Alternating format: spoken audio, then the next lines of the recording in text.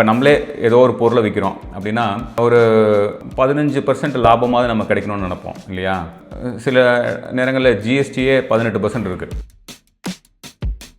இந்த டேட்டாலாம் பார்க்கும்போது தான் எனக்கே தெரிஞ்சிச்சு. அதுவும் 1 லட்சம் கோடிக்கும் அதிகமான மார்க்கெட் வேல்யூ கொண்ட ஒரு கம்பெனி அப்போலோ ஹாஸ்பிட்டல். அப்போலோ ஹாஸ்பிட்டல்னா பயங்கர பில்லு போடுவாங்கன்னு தான் நானும் நம்பிட்டு இருந்தேன். ஆனால் இந்த டேட்டாவை பார்க்கும்போது என்ன தெரியுதுன்னா, கிட்டத்தட்ட 87% கடன் இருக்குது. யூஸ்வலி நான் வந்து ஒரு 15%க்குள்ள கடன் இருந்தால் தான் நான் அந்த கம்பெனியை வாங்குவேன். 20% வரைக்கும் ஓகே. ஆனால் கண்ணு தெரியாத ஒருத்தர் வந்து யானையை தடவி பார்த்தா ஒவ்வொருத்தரும் ஒவ்வொரு விதமாக சொல்லுவாங்கன்னு ஒரு கதை இருக்கு இல்லையா? வெறும் டெக்னிக்கல்ஸை வச்சோ இல்லை வெறும் பேலன்ஸ் ஷீட்டில் ஏதோ ஒரு பகுதியை மட்டும் வச்சுக்கிட்டோ நம்ம வந்து அந்த கம்பெனி நல்லா பெர்ஃபார்ம் பண்ண முடியாதா அப்படின்னு பார்க்க முடியாது.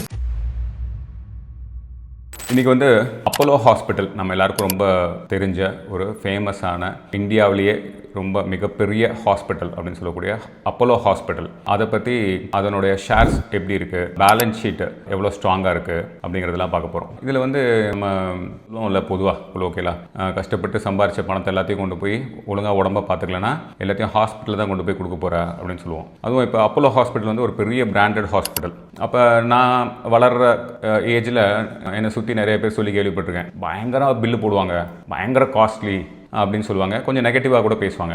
இப்போ இந்த பேலன்ஸ் ஷீட்லாம் பார்க்கும்போது உண்மையிலேயே அப்போலோ ஹாஸ்பிட்டல் இப்போ அவ்வளோ பயங்கரமாக நம்மக்கிட்ட சார்ஜ் பண்ணுறாங்களா அப்படின்னு பார்த்தா எனக்கு என்னமோ அப்படி தெரியல. ஸோ இந்த மாதிரி விஷயங்கள் எல்லாத்தையும் இப்போ நம்ம இதில் பார்க்க போகிறோம். ஸோ அப்போலோ ஹாஸ்பிட்டல் அதை வந்து நம்ம இன்வெஸ்ட் பண்ணுற அளவுக்கு ஒரு நல்ல ஷேரா, பேலன்ஸ் ஷீட் அப்படி இருக்கா, டெக்னிக்கல்ஸ் அப்படி சொல்லுதா, அதுக்கப்புறம் அதோட வேல்யூ ஆஃப் தி கம்பெனி நமக்கு தெரிஞ்சிருக்காது நிறைய பேருக்கு. கிட்டத்தட்ட 1 லட்சம் கோடி ரூபாய் மதிப்புள்ள கம்பெனி அப்போலோ ஹாஸ்பிட்டல். நமக்கு தெரிஞ்சிருக்குமா? நிறைய பேருக்கு தெரிஞ்சிருக்காது. நம்ம அதை ஏதோ ஒரு பெரிய கம்பெனி, பெரிய ஹாஸ்பிட்டல் தெரியும். ஸோ அப்போலோ ஹாஸ்பிட்டலை பற்றி டீட்டெயிலாக பார்க்கலாம். நான் வந்து எந்த ஒரு ஃபினான்ஷியல் பேக்ரவுண்ட்லேருந்து வந்தவன் கிடையாது. அதே மாதிரி செபி ரெஜிஸ்டர்டு அனலிஸ்ட்டும் கிடையாது. ஆனால் ஒரு 10 to 12 years of experience in investing in share market அது இருக்குது. அண்ட் என்னுடைய இப்போ ஆல்மோஸ்ட் இன்கம் அப்படிங்கிறது எல்லாமே எனக்கு ஷேர் மார்க்கெட்லேருந்து தான் வருது.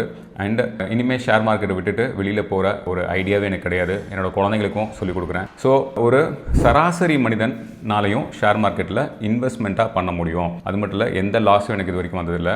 ஸோ இந்த எக்ஸ்பீரியன்ஸ் எல்லாம் ஷேர் பண்ணுறேன், நிறைய வீடியோஸ் போடுறேன். அதில் இன்றைக்கி நம்ம இந்த அப்போலோ ஹாஸ்பிட்டல் அதை எப்படி நான் பார்க்குறேன் அப்படிங்கிறது தான் நம்ம பார்க்க போகிறோம். இப்போ ஒரு கம்பெனியை வாங்குறதுக்கு முன்னால் ஃபஸ்ட்டு வந்து ரியல் வேர்ல்டில் அப்படி ஒரு கம்பெனியை நம்ம கேள்விப்பட்டிருக்கோமா, அது உண்மையிலேயே ஒரு சக்ஸஸ்ஃபுல் கம்பெனியா, அந்த ப்ராடக்ட்டை நிறைய பேர் வாங்குறாங்களா, இல்லை இப்போ அப்போலோ ஹாஸ்பிட்டல்னால் அந்த சர்வீஸை நிறைய பேர் போய் எடுத்துக்கிறோமா அப்படிங்கிறது தான் நான் மொதல் பார்ப்பேன். ஸோ அப்போலோ ஹாஸ்பிட்டல் அப்படிங்கிறது வந்து நமக்கு தெரியாத ஒரு கம்பெனி கிடையாது. என்ன, நிறைய பேருக்கு அது ஒரு லிஸ்டட் கம்பெனின்னு தெரியாது. ஒரு ஹாஸ்பிட்டல்னு தெரிஞ்சிருக்கும், அது ஒரு பெரிய லிஸ்டட் கம்பெனி அப்படிங்கிறது நிறைய பேருக்கு தெரிஞ்சிருக்காது. ஸோ இப்போ நம்மளால் ஒரு ஹாஸ்பிட்டலை ரன் பண்ண முடியுமா? அது எவ்வளோ பெரிய கஷ்டம். டாக்டர்ஸ்கிட்டே நான் பேசியிருக்கேன், ஒரு ஹாஸ்பிட்டல் ரன் பண்ணுறதுங்கிறது வந்து ரொம்ப கஷ்டம்னு சொல்லுவாங்க. கரெக்டாக? ஸோ இப்போ அந்த மாதிரி நம்ம இப்போ அப்போலோ ஹாஸ்பிட்டலை பார்க்கும்போது அது வந்து ரொம்ப வருஷமாக இயங்கக்கூடிய ஒரு ஹாஸ்பிட்டல், இந்தியாவிலேயே பெரிய ஹாஸ்பிட்டல், ரொம்ப சக்ஸஸ்ஃபுல்லாக ரன் ஆகிட்டு இருக்கக்கூடிய ஒரு ஹாஸ்பிட்டல். அப்படிங்கும்போது அப்போ எனக்கு என்ன தோணுன்னா, இந்த மாதிரி கம்பெனியை நம்ம ஏன் வாங்கி அந்த ஷேர்ஸை வச்சுக்கக்கூடாது, ஏன் இன்வெஸ்ட் பண்ணக்கூடாது அப்படின்னு தோணும். அப்புறம் இப்போ என்னோட ஃபஸ்ட் க்ரைட்டீரியா நான் சொன்ன மாதிரி ரியல் வேர்ல்டில் அந்த கம்பெனி, அதாவது அப்போலோ ஹாஸ்பிட்டல் அப்படிங்கிறது நம்ம எல்லாருக்கும் ரொம்ப ஃபேமஸான ஒரு பிராண்டு. ஸோ ரியல் வேர்ல்டில் உண்மையிலேயே ஆப்ரேட் பண்ணிக்கிட்டு இருக்கக்கூடிய ஒரு பிஸ்னஸ். இது வந்து என்னோட ஃபஸ்ட் க்ரைட்டீரியா இப்போ சாட்டிஸ்ஃபை ஆகிடுச்சு. ஸோ செகண்ட், நான் வந்து அதனோட பேலன்ஸ் ஷீட்டு, அதுக்கப்புறம் அதோட டேட்டா எல்லாம் பார்ப்பேன். அண்ட் தேர்ட் வந்து இந்த டெக்னிக்கல்ஸ், அதாவது இன்றைக்கி என்ன ப்ரைஸில் அது ட்ரேட் ஆகுது, இந்த ப்ரைஸில் என்ட்ரு ஆகலாமா இல்லையா அப்படிங்கிறது தேர்டு, அது டெக்னிக்கல்ஸ். சரி, இப்போ ஃபஸ்ட்டு அதோட டேட்டாவெல்லாம் பார்க்கலாம். இப்போ அப்போலோ ஹாஸ்பிட்டலோட கரண்ட் ப்ரைஸ் இன்றைக்கி அப்ராக்சிமேட்டாக அது ட்ரேட் ஆகக்கூடிய ப்ரைஸ் வந்து 7,400 rupees அந்த ரேஞ்சில் ட்ரேட் ஆகிட்டு இருக்கு. இதுதான் அதோட கரண்ட் ப்ரைஸ். அப்புறம் புக் வேல்யூ 632 rupees தான். நிறைய வீடியோவில் சொல்லியிருக்கேன், ஆனாலும் இன்னும் நிறைய பேருக்கு புரியல, அதனால் திரும்ப சொல்கிறேன். இந்த புக் வேல்யூ அப்படிங்கிறது தான் அந்த கம்பெனி அவங்களே ஒவ்வொரு குவார்ட்டர்லிக்கும் டிஸ்க்ளோஸ் பண்ணக்கூடிய அவங்களோட ஒரு ஷேரோட மதிப்பு. ஓகே, ஸோ அப்போ 632 rupees தான் ஒரு ஷேரோட வேல்யூ, அவங்களோட புக் வேல்யூ. என்னை பொறுத்த வரைக்கும் அதான் ரியல் வேல்யூ அப்படின்னு நான் நினைக்கிறேன். நான் தப்பாக இருந்தேன்னா யாராவது கரெக்ட் பண்ணலாம். ஓகே, ஸோ இப்போ இந்த புக் வேல்யூ அப்படிங்கிறது வெறும் 632 rupees தான். ஆனால் இன்றைக்கி நம்ம போய் வாங்கணும் அப்படின்னு நினச்சோன்னா கரண்ட் ப்ரைஸ் வந்து ஆல்மோஸ்ட் 7,400 rupees. இது எவ்வளோ டைம்ஸ் அதிகம் அப்படின்னா 11.7 times அதிகம். இதை தான் என்ன சொல்லுவாங்கன்னா P/B ரேஷியோன்னு சொல்லுவாங்க. அதாவது price per book value equal to 11.7 அப்படின்னா என்ன, திரும்ப திரும்ப அதான் சொல்கிறேன், நல்லா புரிஞ்சுங்க. ஏன்னா இதுதான் நிறைய பேர் புரிய மாட்டேங்குது. அதோட ரியல் வேல்யூவை விட 11.7 டைம்ஸ் அதிகமாக ட்ரேட் ஆகுது. ஓகேயா? ஸோ இதை நம்ம தெரிஞ்சுக்கணும். அப்போ வந்து ஒரு ப்ரீமியம் கொடுத்து வாங்குகிறோம். நம்ம எவ்வளோ ப்ரீமியம் கொடுத்து வாங்குறோம்னா 11.7 டைம்ஸ் அதிகமாக கொடுத்து நம்ம இன்னைக்கு வாங்குறதா இருந்தால் அப்போலோ ஹாஸ்பிட்டலில் அப்படி தான் வாங்க முடியும். அப்புறம் அப்போலோ ஹாஸ்பிட்டலோட இன்றைய மார்க்கெட் வேல்யூ, மார்க்கெட் கேபிட்டலைசேஷன் எவ்வளோ அப்படின்னு பார்த்தீங்கன்னா 1,06,000 crores. அதோட மார்க்கெட் வேல்யூ 1,06,000 crores இன்னைக்கு அப்போலோ ஹாஸ்பிட்டலோட மார்க்கெட் வேல்யூ. சரி, அப்போ நெட்வொர்த் அப்படிங்கிறது வந்து அப்ராக்சிமேட்டாக ஒரு 9,100 crores தான். இந்த ஏற்கனவே சொல்லியிருக்கேன், திரும்ப ரிப்பீட் பண்ணுறேன். இந்த book value versus current value அது வந்து எவ்வளோ டைம்ஸ் அப்படின்னு நம்ம பார்த்தோம். 11.7 டைம்ஸ்னு பார்த்தோம்ல, அதே ரேஷியோ தான் நெட்வொர்த்துக்கும் மார்க்கெட் வேல்யூக்கும் இருக்கும். அதாவது ஒரு ஃபுல் கேக் அப்படிங்கிறது நெட்வொர்த்து, அதோட மார்க்கெட் வேல்யூங்கிறது மக்களோட பெர்செப்ஷன். அது வந்து இப்போ 11.7 டைம்ஸ் அதிகமாக ட்ரேட் ஆகுது. அந்த கேக்கை செஞ்சார்ல, அவர் சொல்கிறாரு என்னோட வேல்யூ இவ்வளோ தானே, ஆனால் மக்கள் வாங்குறது வந்து 11.7 டைம்ஸ்க்கு வாங்குறாங்க. அதான் நெட்வொர்த்துக்கும் மார்க்கெட் வேல்யூக்கும் உள்ள வித்தியாசம். இப்போ அந்த கேக்கில் ஒரே ஒரு ஸ்லைஸ் அப்படி எடுக்கிறோம், அதுதான் புக் வேல்யூ. அந்த கம்பெனியை டிஸ்க்ளோஸ் பண்ணுது என்னோட புக் வேல்யூ இதுதானே. திரும்ப கரண்ட் ப்ரைஸ் நம்ம இன்னைக்கு ஒரு ஷேரை வாங்குற ரேட் பார்த்தீங்கன்னா 11.7 டைம்ஸ் கொடுத்து நம்ம வாங்குறோம். ஸோ இதை நல்லா புரிஞ்சுக்கோங்க.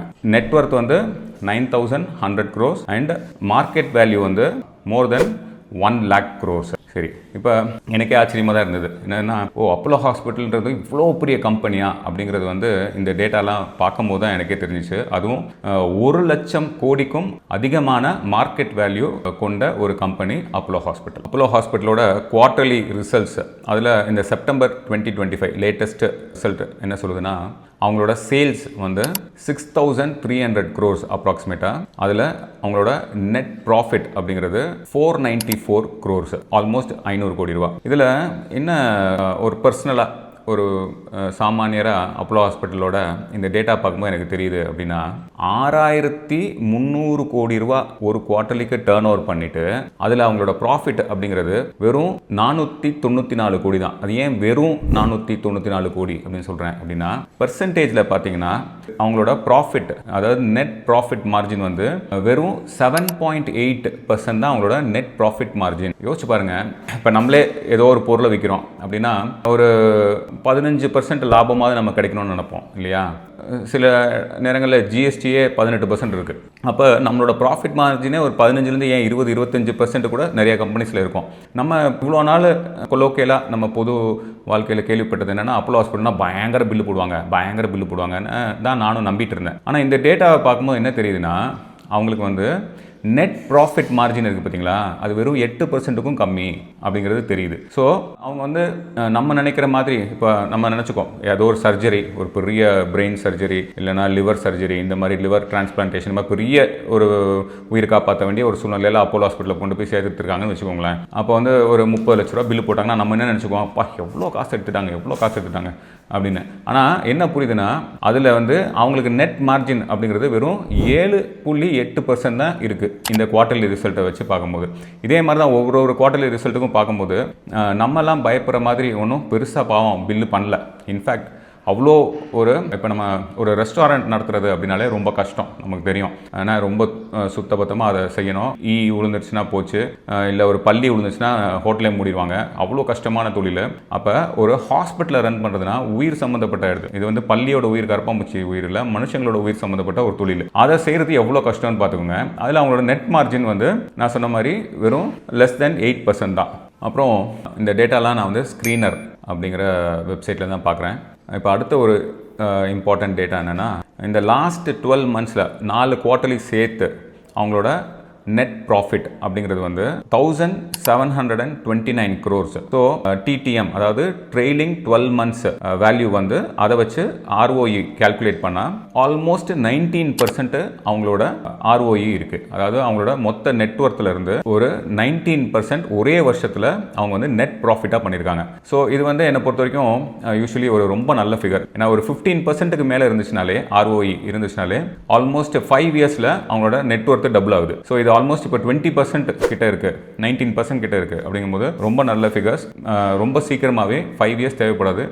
நான் கால்குலேட் பண்ணி பார்க்கல, அநேகமாக ஒரு 4 years குள்ளேயே அவங்க நெட்ஒர்த்தை டபுள் ஆக்குறதுக்கு வாய்ப்பு இருக்குது, இதே வேகத்தில் அவங்க வளர்ந்தாங்கன்னா. அப்புறம் அவங்களோட நெட்ஒர்த்து நம்ம ஏற்கனவே பார்த்தோம், ஆல்மோஸ்ட் 9100 crores நெட்ஒர்த் இருக்க கம்பெனி. அப்போ அவங்களோட டெப்ட் கடன் எவ்வளோ இருக்குது அப்படின்னு பார்த்தா கிட்டத்தட்ட 8000 கோடி ரூபா கடன் இருக்குது. எக்ஸாக்டாக 7987 crore கடன் இருக்குது. அது எவ்வளோ பெர்சன்டேஜ், அவங்களோட நெட்ஒர்த்தில் எவ்வளோ பெர்சன்டேஜ் கடன் இருக்குது அப்படின்னு பார்த்தீங்கன்னா கிட்டத்தட்ட 87% கடன் இருக்குது. யூஸ்வலி நான் வந்து ஒரு 15%க்குள்ள கடன் இருந்தால் தான் நான் அந்த கம்பெனியை வாங்குவேன். 20% வரைக்கும் ஓகே. ஆனால் அப்போலோ ஹாஸ்பிட்டல் மாதிரி ஒரு பெரிய பிராண்டு, அது மட்டும் இல்லை நேற்று ஆரம்பித்த கம்பெனி கிடையாது, ரொம்ப வருஷமாக நமக்கே தெரிஞ்ச ஒரு பிராண்டு, அதுவும் ஹாஸ்பிட்டல் இண்டஸ்ட்ரி அப்படிங்கிறனால ஒருவேளை நம்ம இந்த இவ்வளோ பெரிய கடன் அப்படிங்கிறத நம்ம பார்த்து பயப்பட வேண்டிய அவசியம் இல்லையோ அப்படின்னு எனக்கே தோணுது. எனக்குமே ஒருவேளை வாங்குறதுனா ஒரு சின்ன இன்வெஸ்ட்மெண்ட் போடுறதுக்கு ஒரு பயம் வராது அப்படிங்கிறதா எனக்குமே தோணுது. பட் இன் ஜென்ரல் 15-20% கடன் இருந்தால் ஓகே. ஒரு 30-35% கடன், ஆனால் பிராண்டை பற்றி நமக்கு அவ்வளோவா தெரியாது. இப்போ ஒரு 5-6 வருஷமாக தான் அந்த கம்பெனி இருக்குது, ஓகே, ஓரளவுக்கு நல்லா தான் பெர்ஃபார்ம் பண்ணுது, நிறைய ப்ராஃபிட்ஸ் இருக்குது, அதர் பேராமீட்டர்ஸ்லாம் நல்லா இருந்தால் கூட இந்த மாதிரி ஒரு 87% கடன் இருக்க கம்பெனியாக இருந்தால் நான் அப்படியே க்ளோஸ் பண்ணிட்டு ஓடிடுவேன். அப்புறம் இந்த ஷேர் ஹோல்டிங் பேட்டர்ன், ஷேர்ஸ் யார்கிட்ட எவ்வளோ பர்சன்டேஜ் இருக்குது அப்படிங்கிறதையும் ஒரு தடவை யூஸ்வலி பார்ப்பேன். அதில் இந்த குவார்ட்டர்லியில் ஒரு 1.32% ப்ரொமோட்டர்ஸ் அவங்க வந்து ஷேர்ஸை விற்றுருக்காங்க. அவங்கக்கிட்ட இந்த குவார்ட்டர்லி படி பார்த்தோன்னா ஒரு 28% தான் ஷேர் ஹோல்டிங் ப்ரொமோட்டர்கிட்ட இருக்குது, 28% தான் இருக்குது. அப்புறம் எஃப்ஐஐ வந்து ஆல்மோஸ்ட் ஒரு 44% வச்சுருக்காங்க. டிஐஐ அவங்கக்கிட்ட ஒரு அப்ராக்சிமேட்டாக ஒரு 21% இருக்குது. கவர்மெண்ட் ஒரு 0.23% ஷேர்ஸ் வச்சுருக்காங்க. அப்புறம் ஜென்ரல் பப்ளிக் கிட்ட ஒரு 6.4% அப்ராக்சிமேட்டாக ஷேர்ஸ் இருக்குது. இதுலேயுமே வந்து இந்த ஷேர் ஹோல்டிங் பேட்டர்னில் திரும்ப வந்து இன் ஜென்ரல் ஒரு மோர் தென் 50% ஷேர் ஹோல்டிங் ஒரே அந்த ப்ரொமோட்டர்கிட்டே இருந்துச்சுன்னா அது என்னை பொறுத்த வரைக்கும் சேஃப்னு நினைப்பேன். பட் இதில் வந்து ஃபாரின் இன்வெஸ்டர்ஸும் டொமஸ்டிக் பெரிய இன்ஸ்டிடியூஷனல் இன்வெஸ்டர்ஸும் அவங்களே வந்து மோர் தென் 60% வச்சுருக்காங்க. அதுக்கப்புறம் ப்ரொமோட்டர்கிட்ட ஆல்மோஸ்ட் ஒரு 28% இருக்குது. ஸோ இந்த ஃபேக்டர் வந்து ஜென்ரலைஸ் பண்ணும்போது நான் ரொம்ப பயப்படுவேன். பட் திரும்ப அப்போலோ ஹாஸ்பிட்டல் இவ்வளோ பெரிய பிராண்டு அப்படிங்கிறனால இதை கூட அவ்வளோ பயப்பட வேண்டாம் அப்படின்னு தோணுது. சரி, இப்போ அடுத்து டெக்னிக்கல்ஸ் பார்க்கலாம். சரி, இப்போ டெக்னிக்கல்ஸில் அந்த கிராஃப் இருக்கும்ல, அதான் டெக்னிக்கல்ஸ். இது வந்து நான் வந்து வெறும் எமோஷன்ஸ் அதாங்க கிராஃபை பார்ப்பேன். அதில் வந்து இந்த கேண்டில் அது நிறைய சொல்லுவாங்க, எனக்கு அதை பற்றிலாம் தெரியாது. ஏன்னா நான் வெறும் இன்வெஸ்ட்மெண்ட்டாக தான் ஷேர் மார்க்கெட்டில் இன்வெஸ்டராக தான் ஒரு இந்த மாதிரி பேலன்ஸ் ஷீட்டு டெக்னிக்கல்ஸ்லாம் பார்த்து இன்வெஸ்ட்மெண்ட்டாக தான் பண்ணுவேன். ட்ரேடிங் அப்படிங்கிறது நான் பண்ணதே கிடையாது, எனக்கு எப்படி பண்ணணும்னு தெரியாது. சரியா? ஆனால் இந்த டெக்னிக்கல்ஸை நானும் பார்ப்பேன். அந்த கிராஃபை வச்சு எமோஷன்ஸு, மக்களோட எமோஷன்ஸ் தான் மேலே இங்கேயும் போய்கிட்டே இருக்குது. அதான் நம்ம பார்த்தோம். மார்க்கெட் கேபிட்டல் அப்படிங்கிறதும் இந்த கரண்ட் ப்ரைஸ் அப்படிங்கிறதும் மக்களோட எமோஷன் தான். அது வந்து நெட்வொர்த்தோ இல்லைனா புக் வேல்யூவோ அதில் காட்டலாம். சரியா?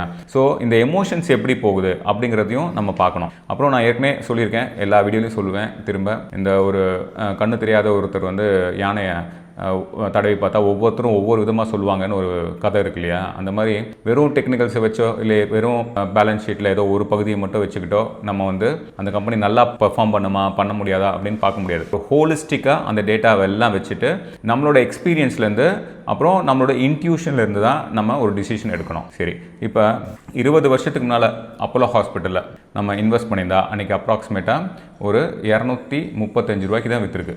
நான் சொல்கிறது வந்து நவம்பர் 2005 அப்படி ஏதோ ஒரு டேட்டை எடுத்துக்கிட்டோம்னா அப்ராக்சிமேட்டாக வெறும் 235 rupees ரேஞ்சுக்கு தான் ஒரு ஷேர் விற்றுருக்கு. இன்றைக்கி வந்து ஒரு ஷேரோட விலை அப்ராக்சிமேட்டாக 7400. அப்படின்னா நியர்லி 30 மடங்கு ப்ராஃபிட் இந்த 20 வருஷத்தில். சரி, ஒரு 10 வருஷத்தில் ப்ராஃபிட் என்னவா இருந்திருக்கும் அப்படின்னு பார்த்தீங்கன்னா, 10 வருஷத்துக்கு முன்னால் நம்ம இன்வெஸ்ட் பண்ணியிருந்தா 6 மடங்கு ப்ராஃபிட், 6 times ப்ராஃபிட். 5 வருஷத்துக்கு முன்னால், அதாவது 2020 நவம்பரில் நம்ம இன்வெஸ்ட் பண்ணியிருந்தா நம்மளோட ப்ராஃபிட் அப்ராக்சிமேட்டாக 3 மடங்கு ப்ராஃபிட்.